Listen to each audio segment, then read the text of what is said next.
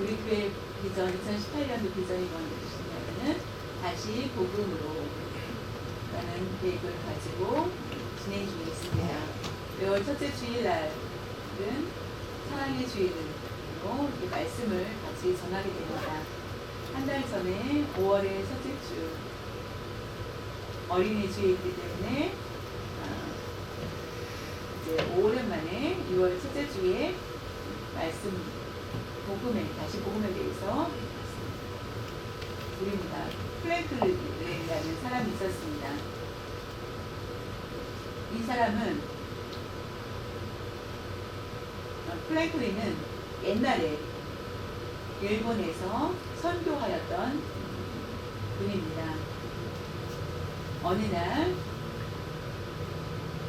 플랭클린이 이 박사가 어떤 사람이 찾아오게 됩니다. 어느 섬이 있는데 일본 중에 많은 섬 중에 한 작은 섬이 있습니다. 이 섬에 박사님을 모시기를 원하고 있습니다. 하나님 말씀을 듣고자 하는 사람들이 있기 때문에 꼭 그 섬에 와달라고 요청이 있습니다. 라고 하였습니다. 그때 이 박사는 너무나 몸이 지쳐있고 너무나 힘든 상황이었습니다. 그래서 얼마 전에 가르쳤던 예수님을 일본 사람에게 예수를 믿게 된 일본 사람을 부탁을 하여서 가서 복음을 전해 달라고 얘기합니다. 그때 예수를 믿게 된 그 사람한테 부탁을 하여서 성경을 가지고 가라.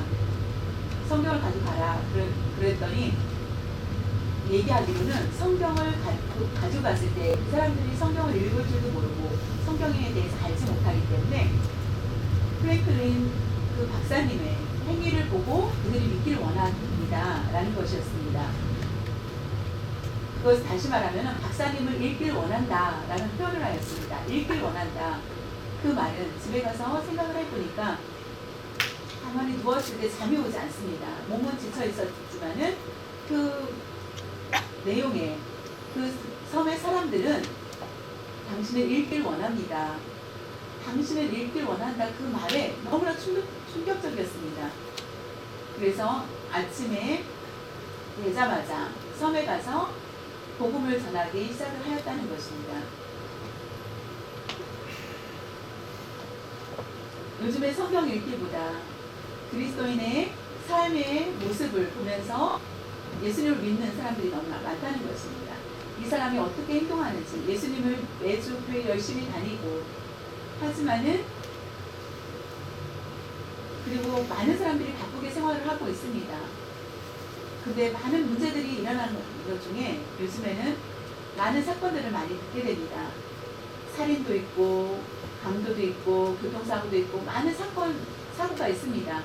그러나 믿는 사람들에게 셀 수 없는 많은 사건들이 일어나게 됩니다. 한국 교회의 대표적인 교회의 목사님들이 사기를 친다든가 그래서 감옥에 가고 다른 교단인 목사님도 법정에 간다든가 교회가 세상으로부터 법의 심판에 대해 서 있다는 것은 너무나 망신적인 것입니다. 젊은 청년 사역을 하는 선교사들이 성추행을 한다든가 미국 선교지에서 5만 불의 사기를 친다든가 여러 가지 알 수 없는 많은 일들. 그런데 교회 안에서 그와 같은 일들이 있었을 때 더 심한 모습을 보게 됩니다. 그것은 너무나 부끄러운 것입니다. 일본 선교사가 일본에 갔던 선교사님한테 당신을 읽고 싶습니다 하는 것처럼 오늘날도 많은 사람들은 우리의 행동을 보고 사람들은 예수님을 믿기를 원합니다. 예수님을 믿으면 저렇게 행동을 하는구나. 그럼 나도 그렇게 그런 분을 만나고 싶다라고 해서 예수님을 믿게 된다는 것입니다. 그것은 바로 말하면은 우리가 그리스도의 향기를 바라는 것.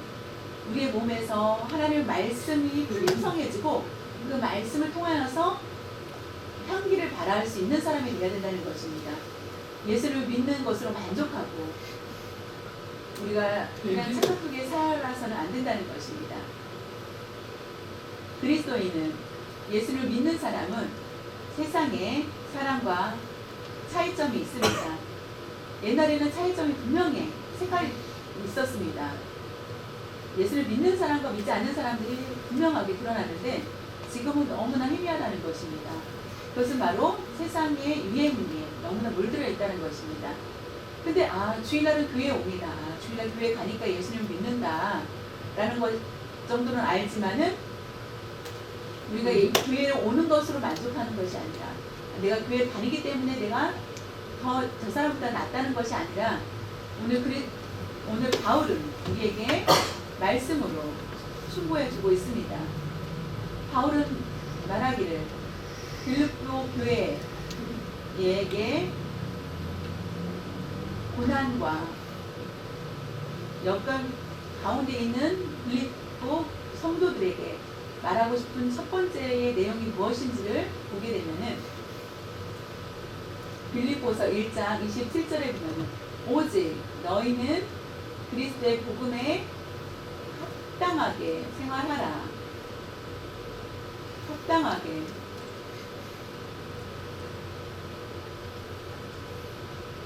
복음에 합당하게 생활하라는 것입니다.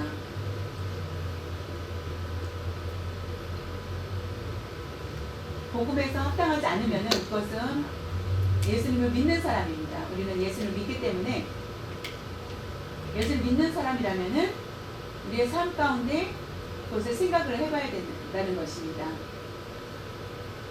합당하게 살라는 것은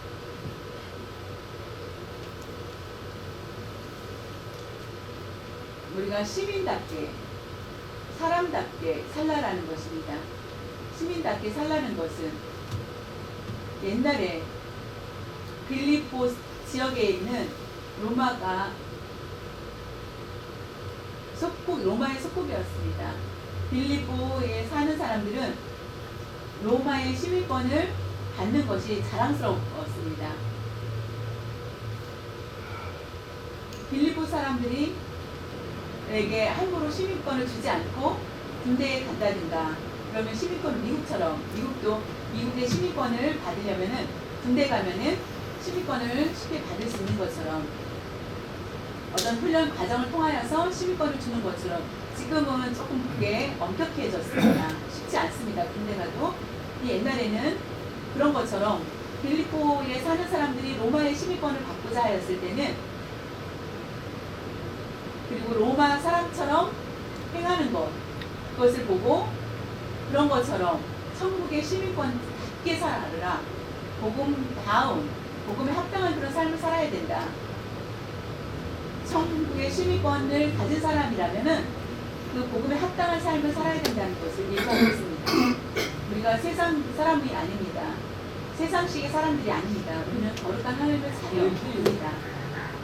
자녀라는 것은 우리의 힘과 능력과 재능을 자랑하는 것이 아니라 예수님의 보혈로 인하여서 우리가 새 사람이 되었다는 것, 하나님의 자녀가 된 것을, 하나님께서 주신 것에 대해서 감사한 마음을 가지고, 나는 원래 영원히 사탄의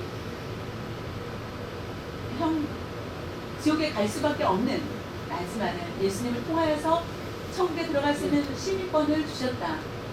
그것이 너무나 기뻐하기 때문에 우리의 삶은 복음에 합당한 그런 삶을 살아야 된다는 것입니다. 예수님을 믿는 사람들은 세상 사람과 똑같이 행한다면은 예수를 믿을 필요가 없겠죠. 헛수고일 것입니다. 우리가 예수를 믿는다는 것은 천국의 소망이 있기 때문입니다. 그렇다면은 천국의 소망을 가진 우리가 세상 사람들과 다를 바 없는 똑같은 행동을 한다면은 그것은 하나님 보시기에 합당하지 않다는 것입니다.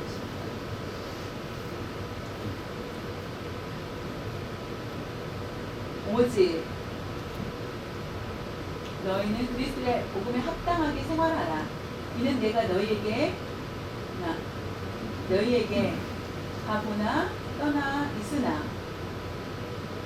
너희가 한 마음으로 서서 한 뜻으로 복음의 신앙을 위하여 협력하는 것과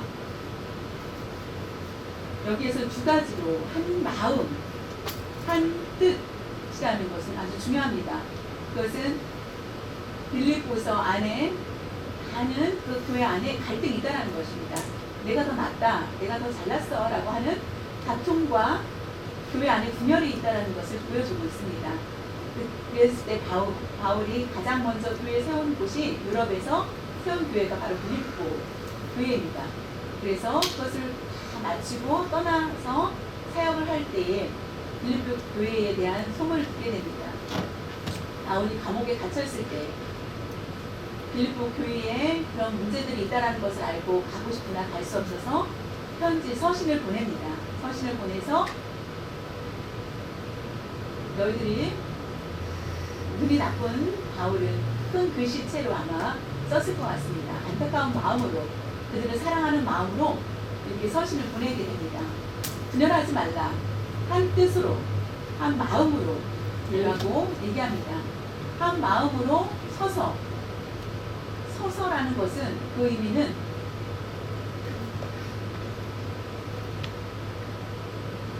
내가 두려우니까 한 발 뒤로 물러서서 그게 아니라 그런 마음을 가지고 포기하지 않고 뒤로 물러서지 않고 앞으로 나아가는 것을 얘기합니다. 한 마음으로 서서 내가 전쟁에 나아갔을 때의 마음이 중요합니다. 전쟁에 갔을 때에 두려워하는 마음이 있으면 진리다. 저 나라는 더 강대해 라고 하여서 물러서게 되면 결국은 질 수밖에 없습니다. 그러나 내가 할 수 있다. 내가 아무리 많은 사람이 나를 치러온다 할지라도 나는 이길 수 있어 라는 담대함을 가졌을 때 그것이 바로 서서라는 것입니다. 교인이 싸우는 것이 아니라 악한 것, 대적할 것, 하나님을 대적하는 것 하고 그 앞에 두려워하지 말라는 것입니다. 한 뜻으로라는 것은 협력을 얘기합니다. 협력이라는 것은 하나, 둘, 셋, 넷 따로따로 노는 것이 아니라 여러 사람이 하나가 되는 것을 말합니다. 한 사람처럼, 영어로 보면 한 사람처럼이라는 것은 교회 안에 많은 수가 예배를 드리고 같이 있습니다. 그러나 이 모든 사람이 하나처럼 생각을 하라는 것입니다. 한국 축구 평가전 보스니아하고 했을 때 제가 보진 않았지만은 교회 집사님 말에 그 중에 다른 사람에게 공을 주지 않고 패스하지 않고 하여서 점수가 잘 나오지 않았다. 그래서 우리가 3대1로 졌다라고 하는 것 보면은 축구의 가장 중요한 것은 개인전보다는 팀워크입니다. 축구하는 사람들이 서로 수비수와 서로 공격수가 서로 잘해야 되는데 서로 하나가 돼야 되는데 결국 그러면 승리할 수 있습니다. 그런 것처럼 교회에도 각자 하나하나 개인적인 마음이 있다면은 그것은 사탄이 좋아하는 모습입니다. 그러나 하나로 뭉쳐서 우리는 똘똘 뭉쳐있을 때에 사탄은 도망갈 수밖에 없습니다. 복음에 합당한 그런 삶을 살아야 되는 것은 한 마음을 가지고 한 뜻을 가지고 협력하고 하나가 되는 것입니다. 우리가 갈등이 있다면은 세상적인 사람들은 갈등이 있을 수 있지만 예수 믿는 사람들은 갈등이 있어서는 안 됩니다.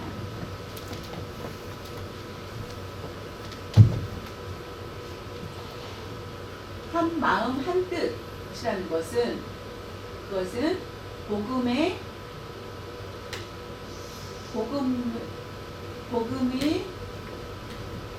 믿기 위해서 한 뜻을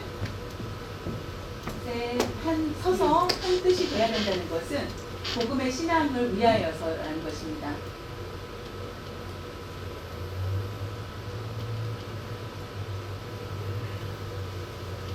무장을 하고 우리가 한 몸, 한 뜻이 되어서 무장을 하여야만 복음의 신앙을 가질 수 있게 됩니다.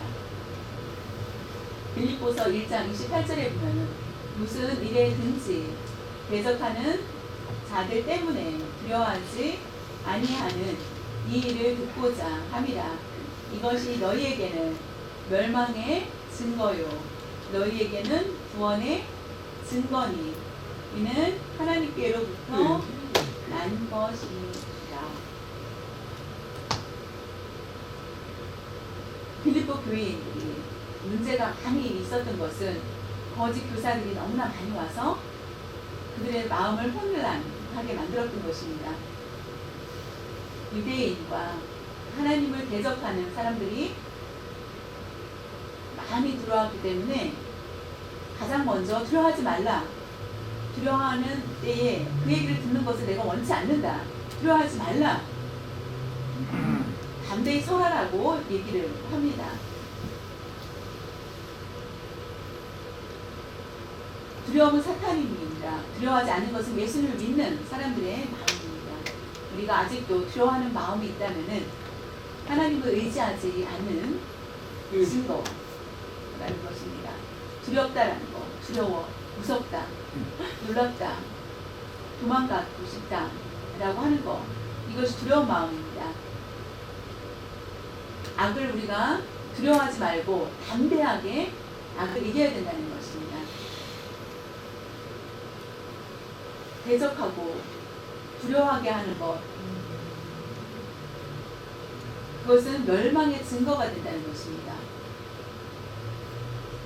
우리에게 주신 것은 구원의 증거인데 우리가 멸망의 증거를 가져서 안 되고 이 모든 것이 하나님께로부터 주신 것, 내가 나를 하나님께서 구원해 주시기 위한 증거로 주셨기 때문에 우리는 두려워하지 말아야 된다는 것입니다.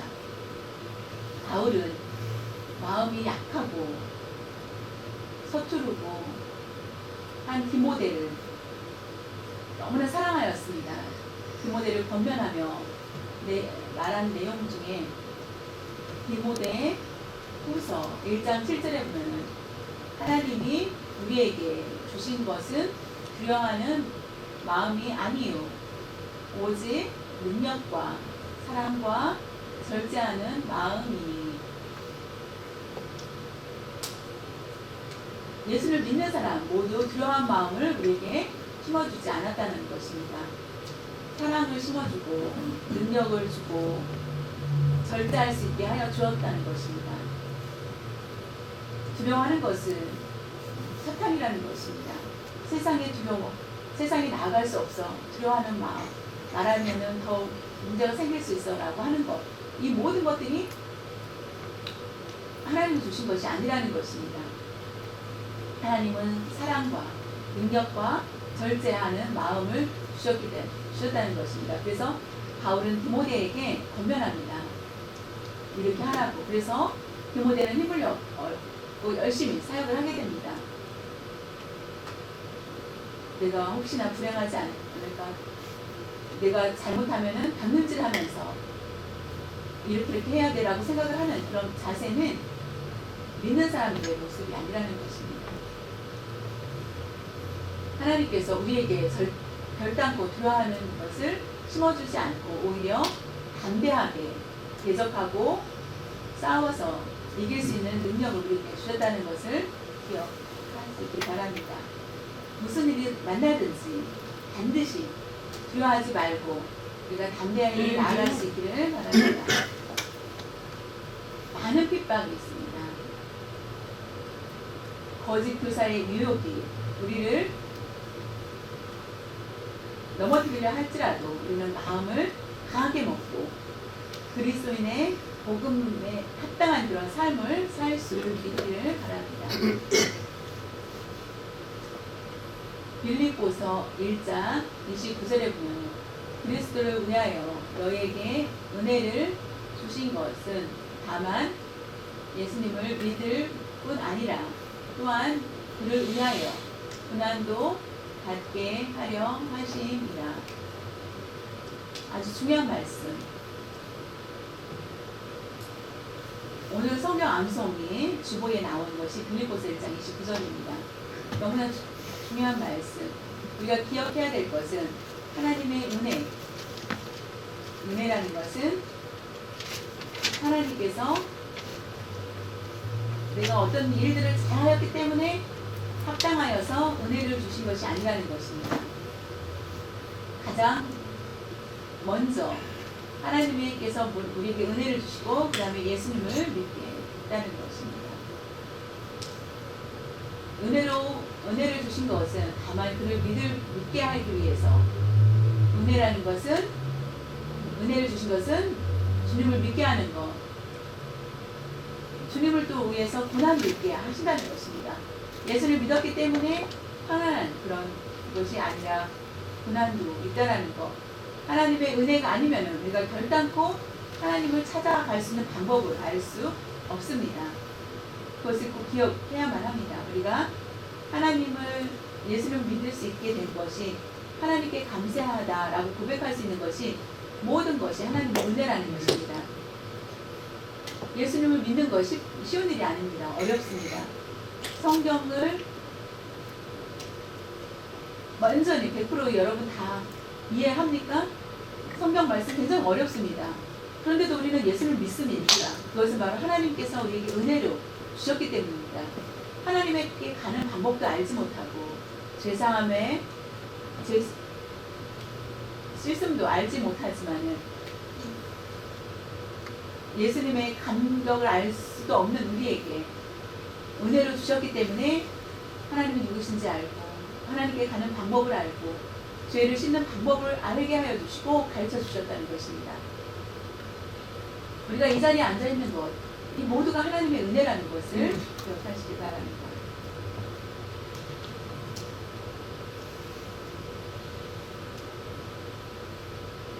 하나님 또한 고난을 주신다는 것입니다. 왜 고난을 주시나요?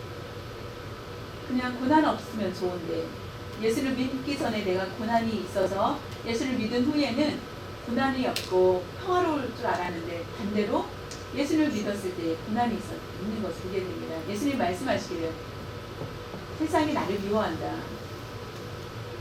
그래서 고난받는다. 너희도 나를 믿기 때문에 너희에게도 고난이 있을 거라는 것을 말씀하신 것입니다. 고난이 싫으면 예수님을 믿는 것을 포기하는 것과 같습니다. 우리는 고난에 담대히 참여할 수 있어야만 합니다. 기도 내용 중에 나는 너무나 고난이 힘듭니다. 피할 길을 주십시오. 평안을 주십시오라는 기도를 많이 합니다. 성경에 말하기를 예수를 믿는 사람들에게 고난이 없이 평안한 그런 삶을 살았다는 것을 찾아보기는 없습니다. 대부분 예수를 믿는 많은 선조들이 많은 고난과 눈물과 고통 가운데 살았다는 것입니다. 성경 말씀에 나와 있는 많은 인물들이 대부분 다 그런 고난이 있었습니다. 그래서 우리에게도 고난이 있는 것은 당연한 것입니다. 왜라는 그런 의문이 생길 수도 있는데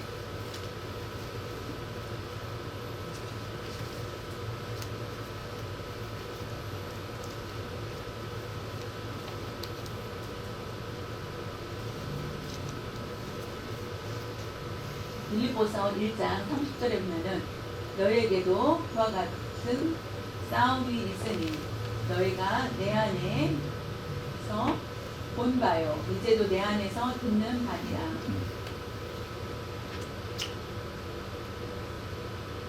내가 고난과 힘듦과 많은 어려움을 당했을 때 빌립보 교회는 위에서 바울의 소식을 듣고 다 놀랐습니다. 그런 것처럼 내가 고난인 것처럼 너희들에게도 고난이 있다는 것을 알고 위로를 해주는 것입니다. 바울이 선교를 하였기 때문에 평안한 길로 인도하고 고난 없이 나아가면 좋을 텐데 바울은 말할 수 없는 큰 고난이 있었습니다. 가만히 있었으면 감옥에도 가지 않고 매도 맞지 않았을 텐데 그는 하나님의 말씀을 전하기 위해서 열심히 나아갈 때 매도 맞고 고난도 받게 됩니다. 많은 고난이 있었습니다. 그런 것처럼 나를 보고 안 것처럼 너희들도 고난이 있을 거라는 것을 하나님께서 분명히 고난을 우리에게 주고 결국은 우리를 의뢰해 주실 것이다 라는 것을 로마서 8장 17절에 보면은 자녀면 또한 상속자 곧 하나님의 상속자요 그리스도와 함께 한 상속자니 우리가 그와 함께 영광을 받기 위하여 고난도 함께 받아야 할 것이니라. 하나님의 자녀되는 권세를 우리는 받았습니다. 상속자 예수를 믿었기 때문에 예수를 믿는 것으로 말미암아 우리는 하나님의 상속자가 되었습니다. 그러나 예수님이 함께 고난을 받은 것처럼 우리에게도 고난이 있다는 것입니다. 그러나 장차 받을 영광과 비교할 수 없는 큰 것이라는 것입니다. 고난을 통하여서 하나님의 큰 영광을 보게 될 것이라는 것입니다. 예수님을 믿기 때문에 고난이 있습니다. 우리는 살아있는 믿음이라는 것입니다. 고난이 없다면은 내가 잘 되고 평통하다라는 것은 오히려 위험할 수 있습니다.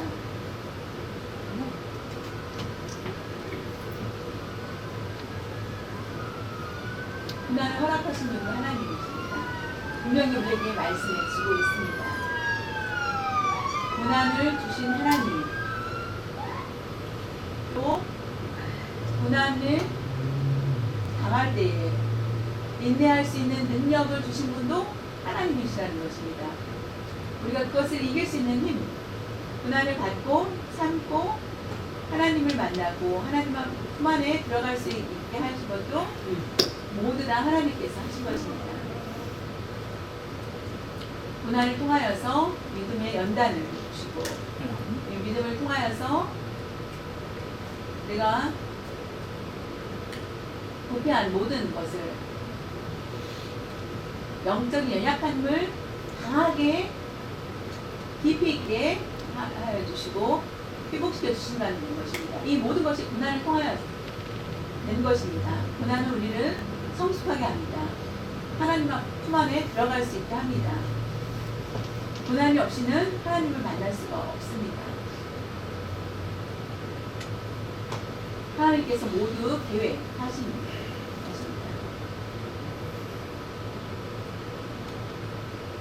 우리에게 받은 고난은 곧 하나님께서 가장 큰 은혜라는 것을 기억해야 됩니다. 나에게 무슨 고난을 줍니까? 내게 왜 이런 고난이 있습니까? 라고 불평하지 말고 그것은 큰 고난이 있을수록 큰 은혜라는 것을 깨달으시길 바랍니다. 빛난 영광, 면류관을 받기 위해서 우리에게는 고난이 있어야 된다는 것입니다.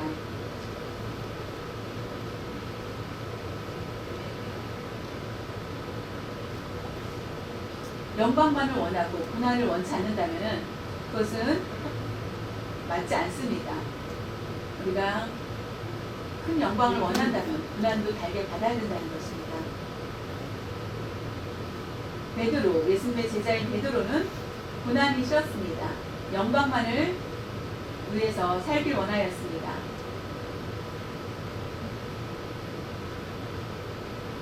예수님께서 십자가를 달려 돌아가시고 3일 만에 부활하신 후에 베드로는 고난을 좋아하였습니다.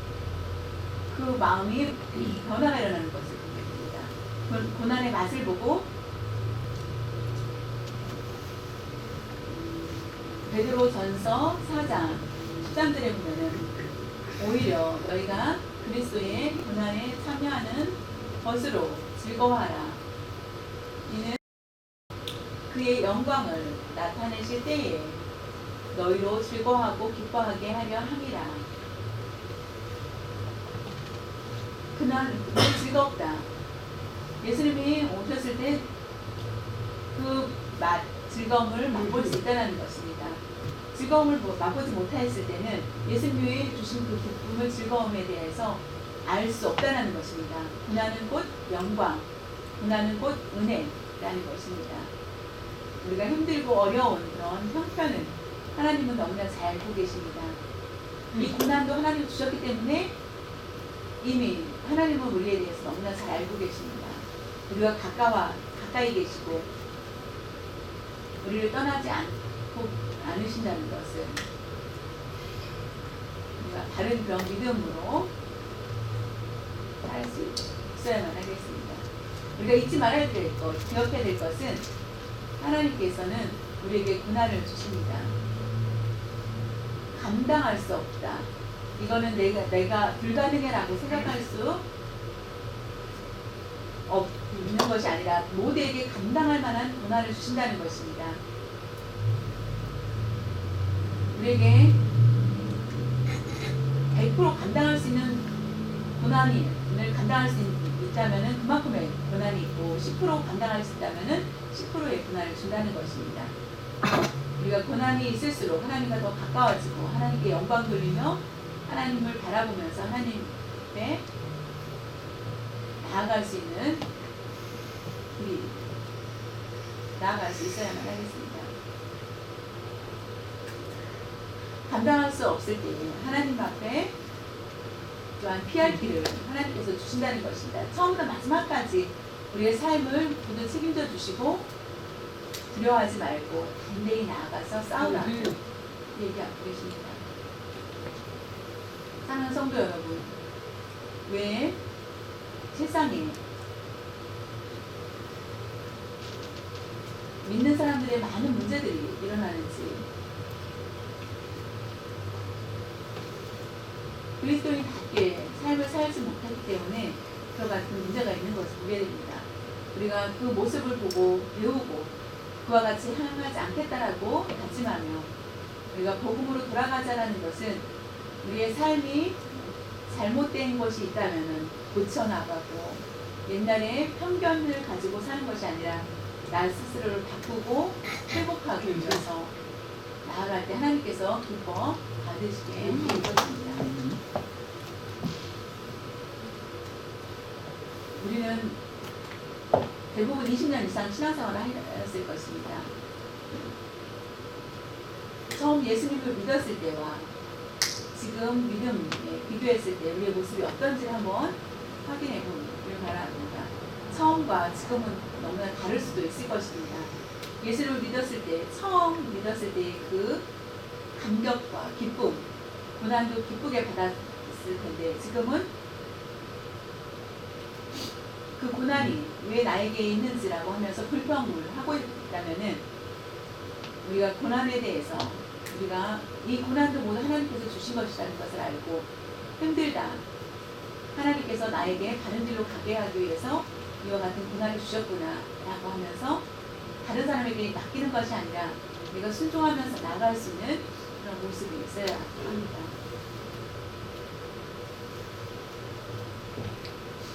무슨 일이 맡겨진다 할지라도 교회에서 세상에서 불평하지 마시고 고난은 곧 우리에게 유익이라는 것을 아시고 손해가 아니라 유익입니다.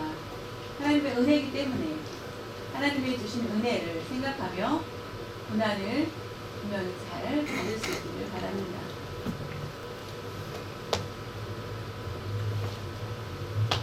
우리가 교회의 축구팀이 팀워크가 잘 돼야 되는 것처럼 교회도 각자의 따로따로 노는 것이 아니라 한 마음, 한 팀이라는 것을 알고 하나가 될 수 있도록 해야 된다는 것입니다. 그것은 하나님께서 기뻐하시는 것이 아니라는 것입니다.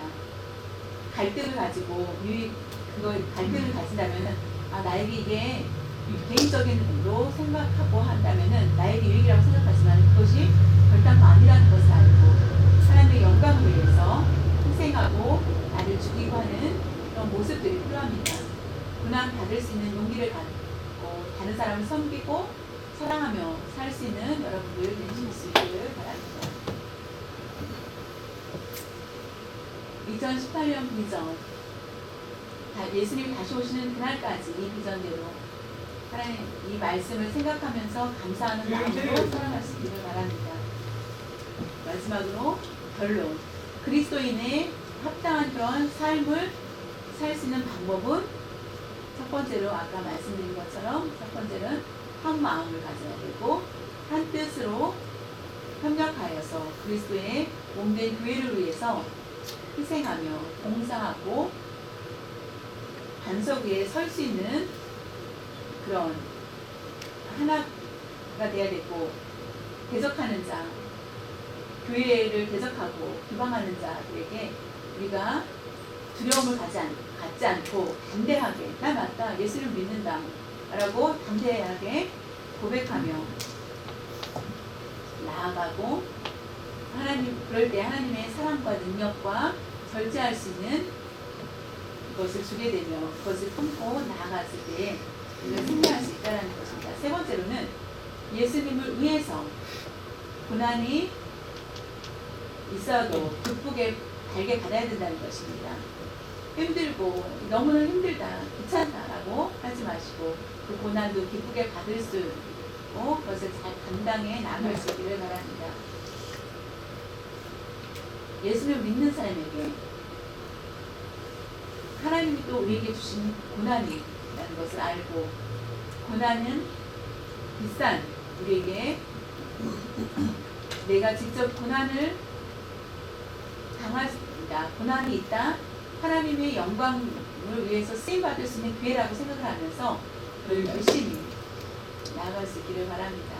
고난은 곧 하나님께서 더 큰 축복을 주시는 길이 된다는 것을 아시고 그 고난의 길이 고난이 곧 축복의 길이라는 것을 기억할 수 있길 바랍니다.